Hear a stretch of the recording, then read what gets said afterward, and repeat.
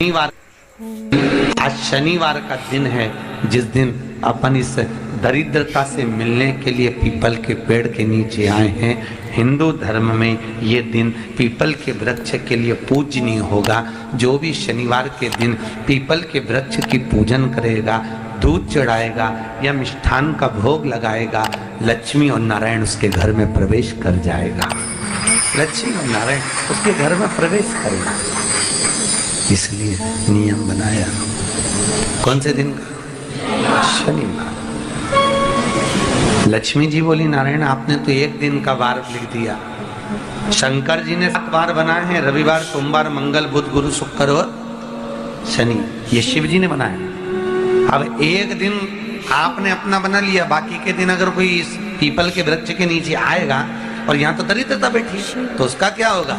भगवान नारायण बोले, सुन दरिद्रता, तेरे से एक विनती है, अगर कोई भी मनुष्य इस पीपल के पेड़ के नीचे अगर 7 दिन में आता है और उसके हाथ में अगर कोई सामग्री होती है तो तू उसके घर में प्रवेश नहीं करेगी। नियम में पीपल के वृक्ष का या तो पानी का लोटा लेकर जाओ, कुंकू का चोपड़ा लेकर जाओ, शक्कर लेकर जाओ या पेड़ के नीचे चींटी को डालने के लिए आटा ले जाओ, पर खाली हाथ पीपल के वृक्ष के नीचे कभी मत जाओ, कभी नहीं जाओ। खाली हाथ जाओगे तो दरिद्रता तुम्हारे घर में प्रवेश करेगी। दरिद्रता उठकर खड़ी होकर बोली, नारायण तुमने अपनी मनमानी करी है, एक दिन मुझे भी मेरा चाहिए। भगवान ने कहा, बोल कौन सा दिन चाहिए? दरिद्रता कहती है, रविवार के दिन इस पीपल के वृक्ष के नीचे मैं दिन भर नृत्य करूं, इसमें रहूं, और जो यहाँ आए रविवार को मैं उसके घर में प्रवेश करूं। भगवान ने कहा, ठीक है। दरिद्रता, रविवार का दिन एक ऐसा दिन रहेगा जिस दिन तू इस पीपल के वृक्ष के नीचे नृत्य करेगी और जो आएगा इस पीपल के वृक्ष के नीचे तो उसके साथ प्रवेश करेगी। मैंने तुझे वर दिया। इसलिए हमारे यहाँ केवल पीपल का वृक्ष अगर दीवार में भी लग जाता है ना, किसी की फैक्ट्री की दीवार में, किसी के घर की दीवार में पीपल का वृक्ष अगर लग जाता है, पीपल का पौधा लग जाता है, उसको कितना भी तोड़ लो वो वापिस लग जाएगा। फिर तोड़ोगे फिर लग जाएगा। अगर पीपल के पौधे को तोड़ना है तो केवल रविवार का दिन एक नींबू, एक मिर्ची और बमूल का कांटा, ये 3 चीजें रखने के बाद में आधे घंटे बाद रविवार के दिन पीपल के पेड़ को उखाड़ कर फेंक दो। दूसरी बार कभी पीपल दीवार में लगता ही नहीं, कभी नहीं लग सकता। केवल एक रविवार, केवल एक संडे, इतवार। घर में दीवारों पर अगर पीपल लग भी गया है, इसलिए पीपल के वृक्ष को उखाड़ने का, अगर घर में पीपल लगा हुआ है या पीपल का पौधा हमारे घर में लग गया, उसको उतारना, निकालना, लगाना, तो पीपल के वृक्ष को अगर निकाला जाता है तो रविवार के दिन, और अगर पीपल के वृक्ष को कहीं लगाया जाता है तो सोमवार के दिन या मंगलवार के दिन, बुधवार के दिन, इन दिनों में लगा सकते पीपल के वृक्ष कहीं लगा। शनिवार का दिन एक ऐसा दिन होता है जिस दिन पीपल के वृक्ष को कहीं जाकर लगाया नहीं जाता, क्योंकि शनिवार के दिन पीपल के वृक्ष के नीचे लक्ष्मी रहती है। हम अपने हाथों से अगर पीपल का वृक्ष किसी दूसरी जगह पर शनिवार को रोपित करते हैं तो हमारे घर की लक्ष्मी अपने घर से छिन्न होकर चली जाती है। इसलिए शनिवार के दिन पीपल लगाया नहीं जाता, किसी के घर जाकर उसको वापिस पलटा नहीं जाता। लग गया उसको डाल। प्रभु मेरी धर्म पत्नी को कहाँ रखूं आप बताओ? वो तो जहाँ यज्ञ होता है, अनुष्ठान होता है, दान होता है, पुण्य होता है, सत्कर्म होता है, वहां जाने को तैयार नहीं। अब करूं क्या? भगवान ने बोला, एक काम करो। दुर्वासा जी बोले, जिसके यहाँ रात्रि में बर्तन झूठे पड़े रहते हो उसके घर में इस दरिद्रता को लेकर तुम प्रवेश कर जाना। जिसके यहाँ रात्रि में बर्तन झूठे पड़े हो वहां लेकर प्रवेश कर जाओ। दूसरी जगह दुर्वासा जी बोले, जो स्त्री घर में दोपहर के समय पर सो रही हो उसके घर में इसको लेकर प्रवेश कर जाइए।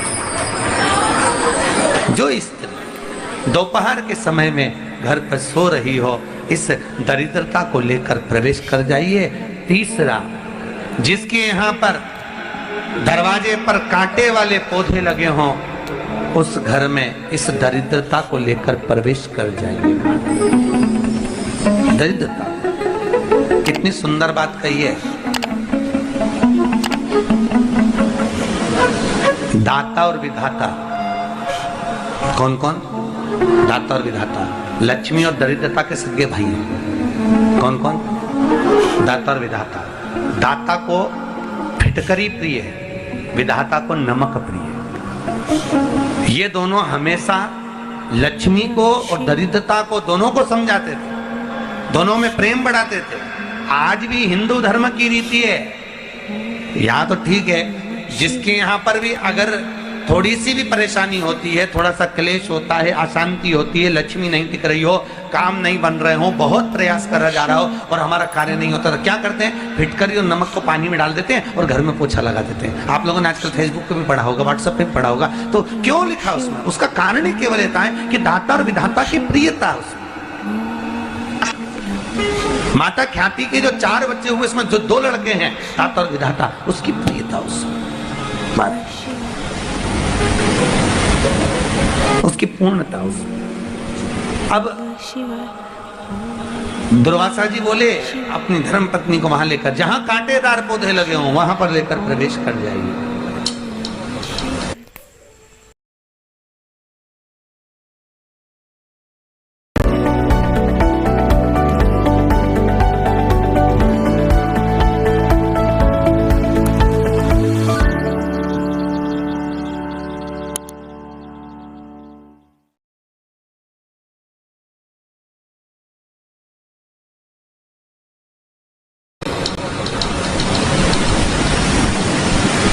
कांटेदार पौधों में उस दरिद्रता का निवास हो गया। कितना विचित्र कथा यहाँ वर्णन करी है। श्रीमद् भागवत के अंतर्गत जो वर्णन किया कि मृत्यु निश्चित है। रोग ऐसा शनि महाराज के कारण हो गया हो, अच्छे काम करते करते उल्टे हो रहे हैं, होते हैं किसी किसी के साथ में, विपरीत परिस्थितियां आ जाती है, अच्छा करने जाओ बुरा हो जाता है, अच्छा कर्म करने जाओ बुरा हो जाता है। तो पीपल के वृक्ष की जो छाल होती है, छाल देखिए, पीपल के वृक्ष में जो छाल लगी होती है, उस छाल को घिसकर चंदन बनाकर भगवान शंकर का स्नान कराकर, अभिषेक कराकर, पूजन कराकर, पूजन कराने के बाद में पिपलेश्वर महादेव का नाम लेकर, कौन से महादेव? पिपलेश्वर महादेव का नाम लेकर वो जो घिसी हुई छाल होती है, उस छाल का तिलक भगवान शंकर को लगा लो और उसी का थोड़ा सा भाग अपने कंठ पर, मस्तक पर लगाना प्रारंभ कर दो। धीरे धीरे जो विपरीत दशा है वो सुधरना प्रारंभ हो जाती है। पर नाम याद रखना, पिपलेश्वर। काशी में जो शिव जी की स्थापना कौन ने करी? काशी में जो शंकर भगवान बैठे उनकी स्थापना करी थी शनि महाराज। किसने करी थी? शनि महाराज ने, क्योंकि भगवान शनि महाराज को उनकी माता के द्वारा श्रापित हो गए और शनि महाराज कांपने लगे। शनि महाराज कांपते कांपते, मैं जाऊं तो जाऊं कहां, करूं तो करूं क्या?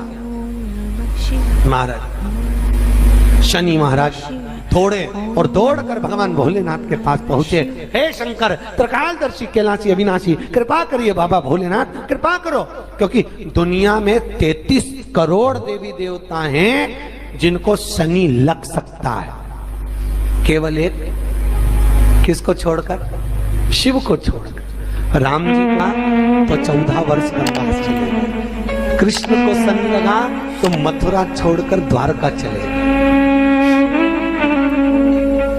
शनि लगा, हनुमान जी को शनि लगा तो गुफा में बैठकर राम राम जपना पड़ा।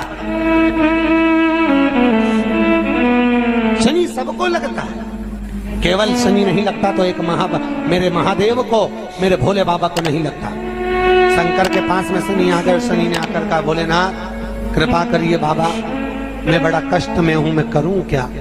बाबा भोलेनाथ ने कहा, जा गंगा जी के तट पर काशी में जाकर एक शिवलिंग की स्थापना कर, उसकी आराधना कर और तेरा शरीर ठीक हो जाएगा, कष्ट नहीं भोगेगा। शनि महाराज ने काशी में जाकर शिव जी की स्थापना करी। आज भी नियम है, जिसको शनि लग जाता है, एक काजल की डिब्बी ले लो और काजल की डिब्बी को 21 बार उतार कर उसको एकांत में जाकर, जंगल आदि में एकांत में किसी पेड़ के नीचे इतना सा खड्डा खोद कर उसमें काजल की डिब्बी को डाल दो और मिट्टी से पूर दो, उस व्यक्ति का शनि समाप्त हो जाए। काशी विश्वनाथ का नाम लेकर काजल की डिब्बी को 21 बार उतार कर अगर काशी विश्वनाथ का नाम लेकर शनि वाले व्यक्ति को अगर पेड़ के नीचे दबा दे, शनि समाप्त, शनि उसको परेशान नहीं कर सकता। काशी कितनी मूलता है,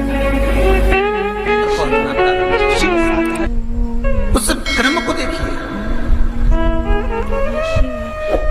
भगवान शंकर पर विश्वास रखकर एक एक पल, एक एक घड़ी, एक एक समय, एक एक नक्षत्र का शिव महापुराण में वर्णन है। यहां तक शास्त्र कहता है कि पीपल के वृक्ष की जब भगवान शिव रचना करे, पीपल के वृक्ष की जब रचना करी गई तो उस पीपल के वृक्ष में भी कौन सा समय किसका है, ये शिव महापुराण वर्णन करती है। सुबह 4 बजे से लेकर 7:30 बजे तक पीपल के वृक्ष में ब्रह्मा जी का वासा होता है। 7:30 बजे से लेकर 10:30 पौने 11 बजे तक पीपल के वृक्ष में भगवान विष्णु का वासा होता है। 10:30 बजे से लेकर पीपल के वृक्ष में 11:30 बजे तक पितरों का वासा होता है। 11:30 बजे से लेकर 12:30 बजे तक पीपल के वृक्ष में आहूतों का वासा होता है। 12:30 बजे से लेकर शाम को 4 बजे तक पीपल के वृक्ष में वासुकों का वासा होता है। 4 बजे से लेकर शाम को 7:30 बजे तक पीपल के वृक्ष में शंकर का वासा होता है। 7:30 बजे से लेकर 9:30 बजे तक पीपल के वृक्ष में कुबेर का वासा होता है। 9:30 बजे से लेकर फिर कुबेर के वृक्ष में अन्य देवों का वासा चालू हो जाता है। इसलिए हमारा हिंदू धर्म कहता है, हमारे शास्त्र कहते हैं कि पीपल के वृक्ष को जब पूजा जाता है, पीपल के वृक्ष की जब पूजन करी जाती है तो सुबह 10:30, 11, ज्यादा से ज्यादा 11:30, ज्यादा से ज्यादा 12, उसके पहले पीपल के वृक्ष की पूजन कर लेना चाहिए। रात को कुबेर का वासा होता है, इसलिए पीपल के वृक्ष में दीपावली के दिन रात्रि को 8:30 बजे से लेकर 9:30 बजे के बीच में जो पीपल के वृक्ष के नीचे घी का दिया लगाता है, उसके घर में कभी संपदा की कमी नहीं आती, क्योंकि कुबेर स्वयं विराजमान होता है पीपल के वृक्ष के नीचे। क्यों? क्योंकि 11:30 बजे से लेकर 12:30 बजे तक पीपल के वृक्ष में पितरों का वासा रहता है, आहूतों का वासा रहता है, फिर वासुकों का वासा आता है। पितृ किसको कहते हैं? महाराज जो पूरी उम्र लेकर चले गए और उनके भीतर अभिलाषाएं बहुत थी, मैं ये भी करना चाहता हूं, मैं ये भी करना चाहता हूं, वो पितृ हो जाते हैं। आहूत किसको कहते हैं? जिस माता के गर्भ में बच्चा जन्म ले और मर जाए, या 6 महीने का गर्भ धारण करने के बाद अवर्षण हो जाए, जीव पड़ने के बाद 6 महीने के बाद अगर बच्चा गर्भ में भी शांत हो जाता है, कुंवारी अवस्था में शांत हो जाता है, जिसका विवाह नहीं हुआ ऐसा बच्चा जब शांत हो जाता है, अधोगति में कोई मर जाता है, सुसाइड कर एक्सीडेंट में किसी भी रूप में मर जाता है, तो वो आहूत कहलाता है। शनिवार के दिन जो पीपल के वृक्ष में सरसों के तेल का दीप लगाता है, उसको शनि कभी परेशान नहीं करता। एक बात हमेशा ध्यान रखिएगा, मान लो अगर कोई भारी रोग ऐसा शनि महाराज के कारण हो गया हो, अच्छे काम करते करते उल्टे हो रहे हैं, होते हैं किसी किसी के साथ में, विपरीत परिस्थितियां आ जाती है, अच्छा करने जाओ बुरा हो जाता है, अच्छा कर्म करने जाओ बुरा हो जाता है। तो पीपल के वृक्ष की जो छाल होती है, छाल देखिए, पीपल के वृक्ष में जो छाल लगी होती है, उस छाल को घिसकर चंदन बनाकर भगवान शंकर का स्नान कराकर, अभिषेक कराकर, पूजन कराने के बाद में पिपलेश्वर महादेव का नाम लेकर, कौन से महादेव? पिपलेश्वर महादेव का नाम लेकर वो जो घिसी हुई छाल होती है, उस छाल का तिलक भगवान शंकर को लगा लो और उसी का थोड़ा सा भाग अपने कंठ पर, मस्तक पर लगाना प्रारंभ कर दो। धीरे धीरे जो विपरीत दशा है वो सुधरना प्रारंभ हो जाती है। पर नाम याद रखना, पिपलेश्वर। जब कितना भी दुख, विपदा, कष्ट सम्मुख में खड़ा हुआ हो, कितना भी दुख, पूंजी धन की अगर आपको कमी पड़ रही है और ऐसा लग रहा है कि मेरे पास में कुछ भी नहीं है, हम तो यहाँ तक कहेंगे कोई मकान बना रहे हो, बेटी का विवाह कर रहे हो, बेटे का विवाह कर रहे हो, कोई अच्छा कार्य कर रहे हो, धन संपदा की भी कमती दिखे तो समय पर कांता भगवान का स्मरण कर, कांता चक्र का स्मरण कर शिव और नारायण का नाम लेकर एक बेलपत्र, एक शमी पत्र, एक श्वेत पुष्प, एक लाल पुष्प दोनों हाथ में लेकर भगवान शंकर के अशोक सुंदरी के स्थान पर अगर समर्पित करा जाए तो संपदा की भी कमी नहीं आती। वो कांता चक्र है जो नारायण के चक्र। यहां तक शिव महापुराण की कथा कहती है, अगर कोई विद्वत ब्राह्मण ने आपको बताया है कि आपके घर में पितृदोष है, कोई विद्वान ब्राह्मण ने बता दिया कि आपके घर में काल सर्प दोष है, कोई विद्वान ब्राह्मण ने बता दिया कि आपके यहाँ पर ये वास्तु दोष है और इस दोष को मिटाना जरूरी है, कोई ने आपको बताया, उस समय पर हमें घबराना नहीं।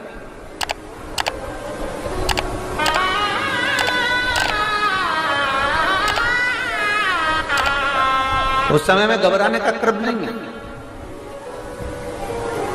कहते हैं पीपल का जो जल झड़ता है पीपल के वृक्ष से, आप लोगों ने कभी देखा है कि नहीं देखा, वो हमको नहीं मालूम।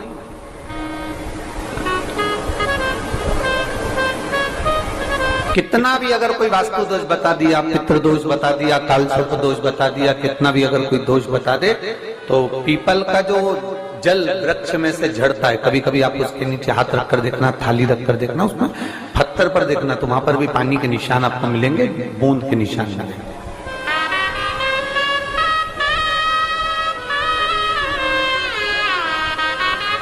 मात्र उस पीपल के वृक्ष के जल की एक बिंदी, एकमात्र बिंदी,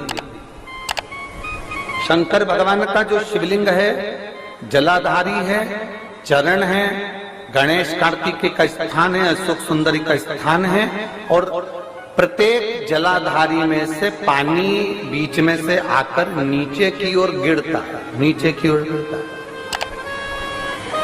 आप लोगों के स्मरण में हमने पहले भी बताया कि राइट में किसका स्थान है, गणेश जी का, लेफ्ट में कार्तिकेय, बीच में अशोक सुंदरी, ये क्या है, पार्वती जी का हस्त कमल शिवलिंग, और ऊपर से जो जल एक एक बूंद शंकर जी के शिवलिंग पर गिर रहा है वो शंकर जी की 5 लड़कियां जया, विषहरा, शामलीवारी, दौतली और देव, शंकर जी की 5 लड़कियों एक एक बूंद पानी शिव जी पर गिरा। जहां जल नीचे गिरता है उस स्थान से जहां तक जल बहकर जा रहा है उस स्थान तक 33 कोटि देवताओं का स्थान, 33 कोटि देवताओं का स्थान। अब जहां पानी आया, जहां नीचे गिरा, उसके बीच में जो स्थान होता है, आप लोगों ने देखा है कि नहीं देखा, जिनने देखा है जरा हाथ उठाओ। ये पानी जैसे यहां तक आया और यहां के बाद नीचे गिरेगा तब वो नाली के मर जाएगा, तो जितनी दूर यहां से वो नीचे की ओर जो गिर रहा है, यहां से वो नीचे की ओर जो पानी जा रहा है, ये जो स्थान होता है ये हमारे 3 दोषों को निवारण तुरंत कर देता है।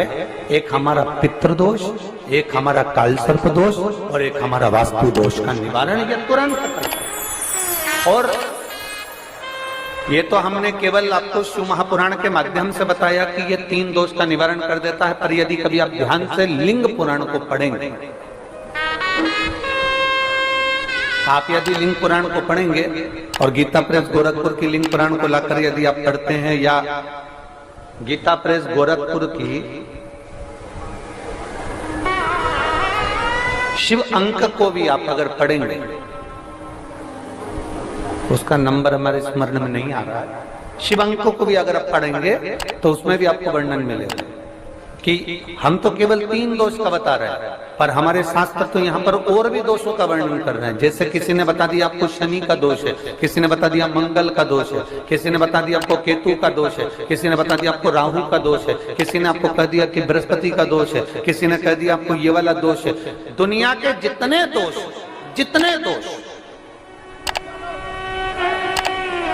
पीपल के वृक्ष के झड़ता हुआ जल की एक